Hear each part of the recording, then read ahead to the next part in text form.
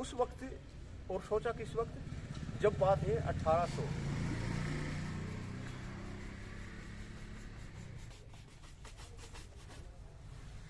और फूले नहीं था। एक्चुअली फूले को था ही नहीं इनका, क्योंकि ये फूलों का काम स्टार्ट किया था इनके फादर ने स्टार्ट किया था, और फूलों का व्यापार करने की वजह से ही उनको फूले गोद दिया गया था। और सबसे पहले ज्योतिबा फूले ने क्या किया, अपनी, क्योंकि माता सावित्री को बाई फूले भी अपने परिवार से थोड़ी साउंड थी, उनको अच्छी शिक्षा दी गई और कॉन्वेंट स्कूलों में पढ़ाया गया, लड़कियाँ आई थी 6 मामला जो अभी धरने पर बैठे हैं। सर, ये धरना एक मजबूरी में दलित सत्याग्रह करना पड़ा मुझे, क्योंकि 4 साल पहले, 4.5 साल पहले एक विश्वविद्यालय में भर्ती हुई थी मैनेजमेंट में। तो उस टाइम मैं टीचर एसोसिएशन का प्रेसिडेंट था, अब भी हूँ। उसके बाद इलेक्शन नहीं हुई है, तो वहाँ पे जो ईसी की मीटिंग थी 13 जून को, तो मैंने देखा 4 कैंडिडेट बैठे हुए। तो मैंने पूछा भाई ये कैंडिडेट कौन है? नहीं, ये वो है जिनका सिलेक्शन हो चुका है। मैं फिर सिलेक्शन हो चुका था, इनको कैसे पता चल गया पहले? क्योंकि ईसी की मीटिंग में सर लिफाफे खुलते हैं, जिनका सिलेक्शन होता है उसमें बंद होते हैं, सील बंद। तो वो 8-9 बजे के करीब बैठे हुए थे। तो मैंने जब रजिस्ट्रार से पूछा कि ये क्या है, ना ऐसे चलता है यहाँ पे। मैं ऐसे तो नहीं चलेगा, आप गलत कर रहे हो। तो मैंने उनकी वीडियो बना के डाल दी थी। अब मैं दिखाना चाहता था एज ए प्रेसिडेंट, मेरा किसी से कोई द्वेष नहीं था। अब इस तरीका का काम यहाँ पे किया जा रहा है, और वो फेसबुक पर अपलोड कर दी थी। और उस एवज में यूनिवर्सिटी प्रशासन ने मेरे ऊपर 2 तो केस लगाए, एक तो सेक्सुअल हरासमेंट का केस लगाया और एक वैसे घर में घुसने का केस लगा झूठा। उस दिन के बाद 4.5 साल हो चुके हैं। 8-10 इंक्वायरी, चार्जशीट मेरे ऊपर बेबुनियाद लगाई गई, वो सारी ख़त्म हो चुकी हैं। अब यूनिवर्सिटी प्रशासन से मैंने कहा सर, जो केस झूठे लगाए थे उनमें चार्ज भी फ्रेम नहीं हुआ मेरे ऊपर, तो इनमें 4 साल तो लग चुके हैं। अगर क्या पता 10 साल लग जाएँ इसमें, तो मेरी ड्यूटी बहाल कीजिए ताकि मेरा एकेडमिक करियर इफेक्ट ना हो। तो इसी चीज़ को लेके यूनिवर्सिटी कहने लगी नहीं, हम बहाल नहीं करेंगे। इसी वजह से मैं यहाँ बैठा था। कि 4 साल बाद क्यों बैठना पड़ा?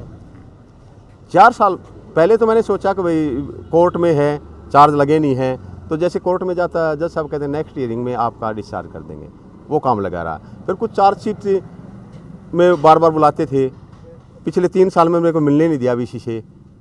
फिर कोरोना आ गया था, कोरोना में 1-2 साल निकल गए, वो कहने कोरोना चला हुआ अभी नहीं होगा। तो इन चीज़ों को, और कुछ पारिवारिक प्रॉब्लम थी, पर मेन चीज़ें क्या थी, अब यूनिवर्सिटी प्रशासन मेरा सहयोग नहीं कर रहा था।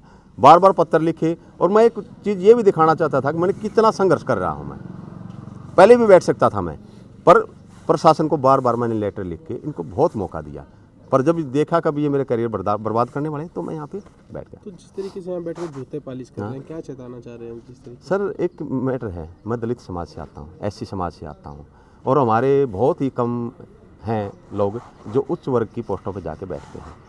और यूनिवर्सिटी प्रशासन का एक मोटिव है, अब इनको न तो ऊंचे पदों पर जाने दिया जाएगा, नए प्रमोशन में कोई स्थान दिया जाएगा। इनको उसी बैकफुट पे लाइए जहाँ से ये उठ के आए हैं, दलित समाज से। क्योंकि हमारे को माना जाता है कि जूते पालिश करने के लायक ही हैं, क्योंकि ये सदियों से ऐसा ही करते आए हैं। तो अब भी ये चाह रहे हैं जो पढ़े लिखे हैं उनसे जूता पालिश करवाएं, प्रमोशन ना दें, उनको बहाल ना करें। तो मैं तो एक सांकेतिक ये सत्याग्रह किया है और जूते पालिश भी कर रहा हूँ। इसमें गांधी जी भी हैं और बाबा साहब की दोनों की विचारधारा है। मैं कोई प्रदर्शन नहीं करूँगा, सिर्फ जूते पालिश करूँगा और बच्चों को यहाँ पढ़ाऊँगा। तो ये मैं सरकार को भी चेता रहा हूँ, और नेशनल लेवल तक जो हमारे संगठन हैं उनको भी बताना चाह रहा हूँ। अब विरोध का ये भी तरीका है, और ये तरीका मैंने अलग अपनाया है। वीसी साहब ने बात की?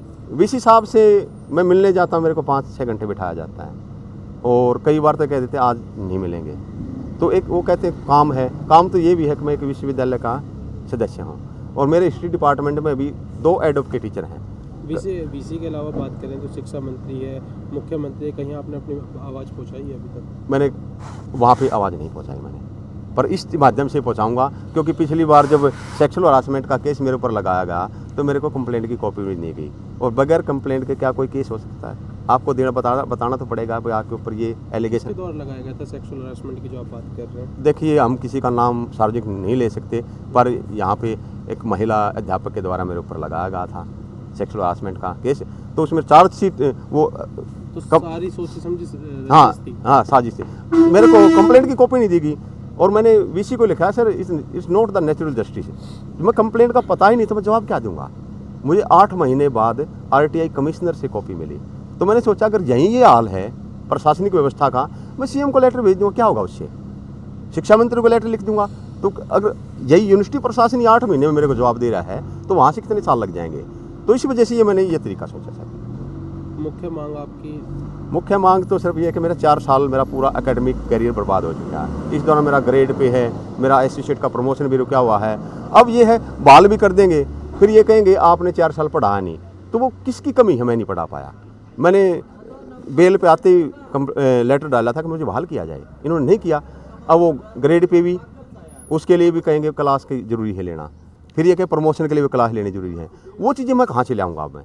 तो गैप दे दिया मेरे तो कैरियर में, और वो गैप ऐसा दे दिया अब उस पे लेके बैठ जाएंगे। ये बहाल करेंगे, अंदर भी बुला ले चाहे, पर ये बाद की ये चीज़ें, ये जब तक ये चीज़ें भी साथ नहीं होंगी तब तक मैं यहाँ से नहीं उठूँगा।